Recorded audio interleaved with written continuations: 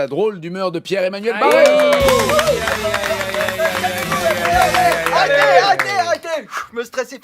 J'ai une devinette. Vas-y. Est-ce que vous savez quelle maladie ils attrapent les chats quand ils s'embrassent? Les chiens? La minonucléose. Ah, c'est tellement mignon. Allez, assez rigolé, c'est l'heure de ma revue de presse. Aujourd'hui, on va parler multirécidiviste. Jingle. Sarkozy, c'est très très bien. D'accord, c'est vrai, il a fait des bêtises, mais après il a changé. Mais malheureusement, après il a rechangé encore. Il est redevenu comme avant, donc au final, autant pour moi, c'est une grosse baltringue.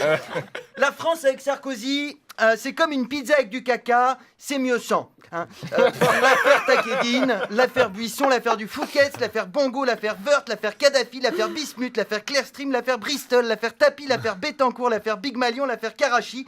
D'ailleurs, c'est de là que vient la célèbre expression « c'est pas tes affaires ». C'est normal, c'est celle de Sarkozy.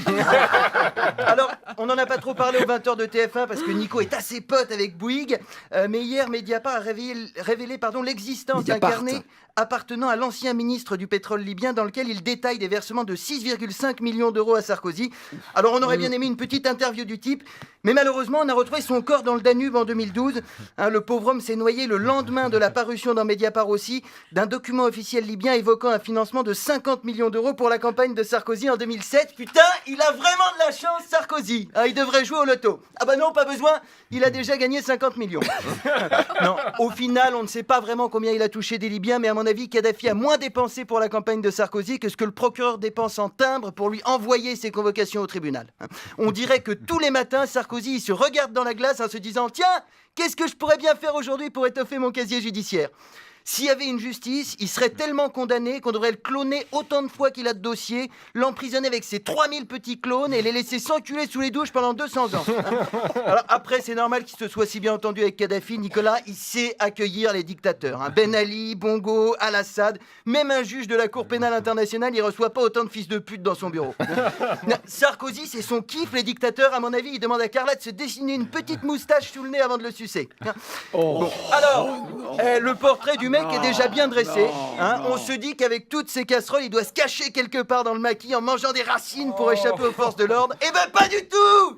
Il est tous les jours à la télé pour dire de la merde. Il va se retrouver avec un procès en plus quand Cyril Hanouna va porter plainte pour plagiat. Et non seulement il n'est pas en cavale, mais en plus, depuis un mois, Nicolas envisage calmement de se représenter en 2017.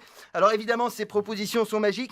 Il veut passer la retraite à 64 ans, rendre le service militaire obligatoire pour les jeunes chômeurs, supprimer le regroupement familial et redonner à la France le goût du travail parce qu'il en a marre de l'assistanat. Et il s'y connaît en assistanat. Je vous rappelle qu'il est accusé d'avoir triché sur ses comptes de campagne en 2012 et qu'ensuite il a demandé à tous les militants de lui donner de l'argent pour rembourser à sa place. En assisté, le mec se pose là. Même un Rome, quand il veut te gratter une pièce, il a la décence de jouer un morceau d'accordéon. La semaine dernière, il était à Calais, il a dit « Si je suis président, la jungle sera démantelée avant la fin de l'été !» Mais c'est toi qu'on devrait démanteler, mec. Si tu voulais faire un truc, t'avais 5 ans pour le faire. La jungle existe depuis 2002, il le sait très bien, c'est lui qui l'a ouverte en fermant Sangatte. Mais combien de temps il va prendre les gens pour des cons? Excusez-moi, il m'énerve, c'est quand même tellement le symbole de l'échec de la civilisation.